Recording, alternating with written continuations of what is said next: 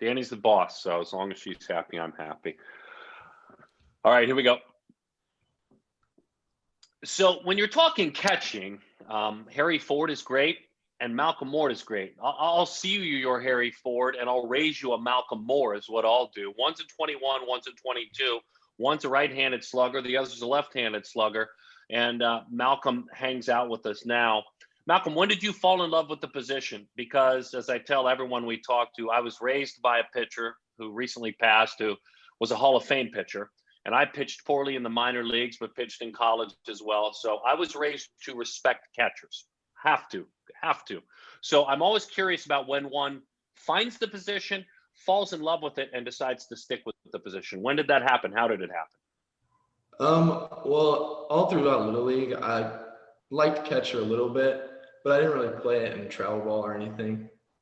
And then I was probably 11, and our coach, actually, he wasn't there for a tournament. So we had like a substitute coach, and he just said, like, you go catch. And that game, I thought it was really fun. And I got a glove from the Little League. My dad he was kind of like the president of the Little League at the time. So I got catcher's gear from the Little League, and it was wasn't the best, but it worked. It was like a Cooper mitt, and ever since then, it was really just all the action. I just loved doing that.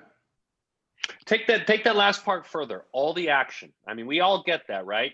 But for those of us that know the game, we know what you're talking about. What do you mean when you say all the action? Be descriptive. Is it mental? Is it physical? Do you like that you're literally probably pour yourself into bed after catching a couple of games in a day? What part of all the action means the most? Be descriptive. Well, like all the other positions, you take time off in between pitches and you don't know when the ball is going to be coming to you. But when you're catching, you're really in control of the whole game and the whole defense. And there's something about that I really just take pride in that, and I'm all about it. I wanted to circle back. Darren, I liked how you brought up Harry Ford. So it's a catching, we got a catching theme going on. And I'm sure that you're paying attention to the names of guys in your class, the names of guys in the class above you. Who are some of those people, whether or not they catch or you like their approach at the plate, that you've got your eyes on the past couple of years, as far as, hey, I want to be like that guy. I want to be better than that guy. There's definitely guys, I don't really have certain names that I would go after, but there's definitely guys that I see them, they might be I see something about them online and I think dang, I'm better than that guy. I know that once I'm in that position, I won't lose that. Yeah. And sorry, I didn't mean to interrupt you.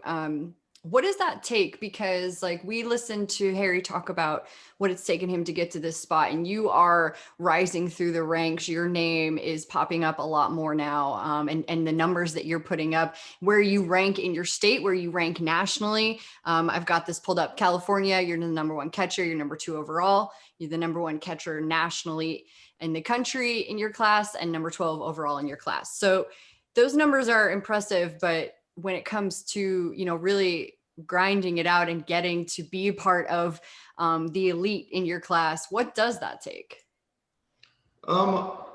It's just a lot of hard work, and consistency is probably the most important thing. Day in, day out, you see the guys that are ahead of you and you just you want to be better than them.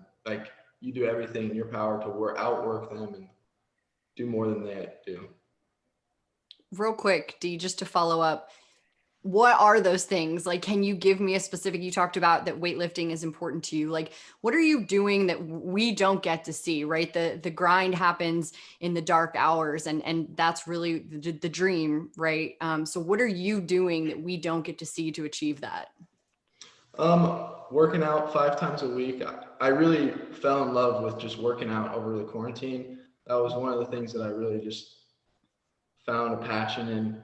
And also getting in the backyard with my dad or whoever it may be and just working on catching the ball, receiving, and also the hitting part of the game too, every day. I loved your answer, by the way, Malcolm, earlier, when you said, I don't, and this is just a thought I'm going to have. This is why this is more conversational than a true interview. I don't really have names, but I do notice when gentlemen get to a certain point, I tell myself, hey, I'm going to get past that certain point. I'm not going to let it happen to me. I know you know some names, and I love the fact that you're not saying them. I think it's wise of you. I think it's very wise of you because, look, I have the internet just like you do. I know you know names because I cover all the kids, and that's very wise of you. Now, you can still be internally competitive, or you have your dear friends and your family that you can talk to about. My guess is the competitiveness in part comes from mom and dad. Your dad is Billy, very successful in real estate and in law. My goodness. And your mom and Tracy, a family therapist. Talk to me about the work ethic that your family, that your parents have, while still balancing life. But tell me a little bit about Billy and Tracy as you've witnessed their work ethic and what that work ethic looks like. I mean, they're always sacrificing for me and my brother my whole life. They've always been doing their hardest in their jobs and also balancing me and him, two crazy siblings. Like it really, my work ethic definitely comes from them. Like my mom works throughout the quarantine. She's been working like 9 to 5 in our house every day. Like, and my dad's been running around looking at properties he can try to find.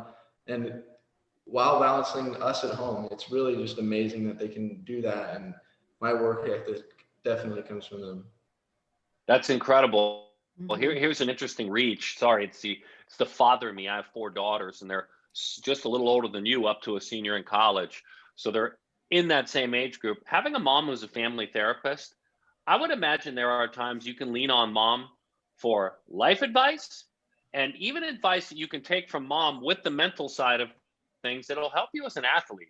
I'm guessing, even if it's just a casual conversation, that mom's experiences can help you a little bit as an athlete and as a leader of a team. Fair or not? Definitely. Yeah, my mom kind of rubbed off on my brother a lot. So my brother kind of turned into this therapist for me as well, because it was easier to talk to my brother. And having them both in my life, it made me way mentally strong and just helped me out a lot. That's incredible. That's really incredible. Just how the family dynamics work, how you were able to grind it a little more because of the pandemic and the things you've learned. Hey, real quick, you went to Jupiter. It was in Fort Myers. It was the World Wood Bat Association World Championship. You played up a year. You totally played well. You homered twice. I mean, the press on you was great. What was that event like? I mean, for you, you played USA. You were part of the 16 UNTDP. I always screw that up. But you were part of that great USA event. But what was that event like? The level of velocity, playing those guys, going to that event, playing for the Canes 17U prospect team. Give me some descriptions. If I wasn't there, what would you tell me about that event? It was unreal. Like the team that we were playing with at the Canes, every single guy on that team just pushed each other, and they're all a bunch of dudes. And also every single pitcher you're facing, every person on the other team, they're also dudes. So there's nothing more you can ask for, to be honest. And the atmosphere there is just not like anything else. Yeah, you homered twice, by the way. Yeah, that got to feel good, right? It felt good, yeah. Give me a description of one of them. Like, you know, I'm an old-fashioned play-by-play guy, so I did radio early in my career in the big leagues as a radio announcer. You don't have to give me a play-by-play call of it, but kind of describe one of those homers, the emotions of it, the feeling of it. Not one, but two, but just give me one of them. Give me a description of one of them. The second one I hit, it was at night, and I faced the guy, the pitcher had been pitching the whole game, and he had gotten me out earlier on a curveball. So my last at bat, I knew I wasn't going to get beat on the curveball, and I got into a deep count. I think it was 2-2 or 3-2, and I fouled off a couple curveballs, seen a couple fastballs for a ball, and I was just looking for another curveball my whole at bat because I knew he wasn't going to get it by me, and he threw one right there and just happened to catch it. Nice, just happened to catch it. Yeah, Well played. got Good lucky. humble brag by you. Yeah, go ahead, B. I think what I want to know is, as we get to spend more time with you and learn more about you, what do we need to know about you? The kind of person you are, the kind of catcher you are, the kind of teammate you are. What do you bring to the table? I really enjoy like making a relationship with my teammates and the pitcher especially. And I like to be out there and control the whole field. I feel like that's something that you can definitely do as a catcher. And that's probably one of the main reasons why I love being a catcher so much. It's just you're in control, and that's just one of my favorite parts about it. Mm-hmm. And as far as your game goes, like, how do you take your current game to the next level? What are you working on right now to get even better? Right now, I've been 5 days a week. My dad helped build a batting cage facility, and we have a pitching machine in there. So 5 days a week, I've been getting in there, doing my catching stuff, whether that be receiving, blocking, or throwing. And also with that, I've been hitting in there or hitting at another place. And then 5 days a week, weightlifting and throwing at the park. And I've definitely seen some big changes. What are those? Can you tell us, like, from, maybe 6 months ago to today, something really specific that has improved? Um, Definitely I've been gaining weight and putting on muscle. I've probably since quarantine started, I've probably put on 20 pounds of muscle, and I can definitely see that when I'm hitting or throwing. Like, I can long toss farther, my exit velocities have been higher, and my overall strength has just been better. It's awesome. So Stanford's the gig, right? It's the dream school. It's the ultimate. Harvard's a great school, but Harvard doesn't have elite athletics. They have very good athletics, but it's kind of Stanford and everybody else. So that's where you're committed to. That's a commitment beyond belief. I love Dave Esker. I get to call games for the Pac-12 network. I like Dave a lot. Why for you Stanford? That just means more challenges. That just means more work. That just means more academics. Why Stanford? Why would you take it on? I can tell you what I think, but why Stanford for you? First of all, the coaches are just super nice. I love the coaches there. And when you compound that with the academics, the athletics, and the reputation that Stanford has, it was just a win-win in my case. Yeah, it has all that answer. good stuff.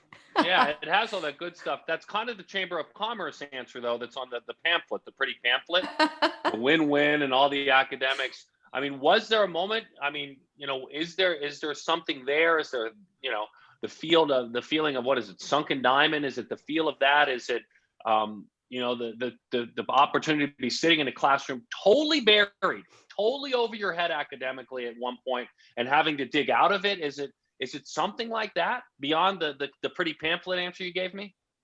Ever since I went to a game, one of my teammates' brothers actually played at Oregon State. We went to a game at Stanford on like a day of a tournament. And ever since I'd been there, I just knew that was the place that I wanted to play. And as soon as I got to know the coaches, it just made it even better. And also, I take a lot of pride in my academics, and obviously Stanford, the academics there are just great. Awesome. Yeah, you're 4.3, dude. You're a 4.3 this last, and did you ACT or SAT yet? I haven't taken either yet. Yeah, I'm thinking you ACT. I'm going to go with 32. Is that what you're aspiring to get to? Sure. 30? 30? I don't know. 34? I don't know. I don't know. Well, what, 36 is perfect, right? I don't know. I think so. I haven't really Yeah, I looked think into the ACT. All right, Moore. You got to let Moore, when you get that number, when you take us, let us know what you have. Danny and I'll have our own side bets. We won't tell you. And it's just for entertainment. It's for entertainment purposes only. We can't actually wager on your ACT score. But No. I'm thrilled for you, man. I mean, you've earned. I'm glad we got to know you. You're kind of a guy that's just done a handful of events, but you've done a lot of events outside of our world. So we wanted to get to know who you were. And this is awesome. You got a great future. You don't need us to tell you that, but it's great to get to know you. Yeah, thank you so much for having me. I really appreciate it. Malcolm Awesome. Moore. You know who those guys are in your head you want to pass. By the way. You know who you know. I was fishing. I'll leave it at that. I was fishing. No. I'm glad he didn't say it. I was like, don't say it. Don't say it. Yeah. All right, No, man. Thank you. thank you so much, Malcolm. Yeah, thank you guys. Have a great one.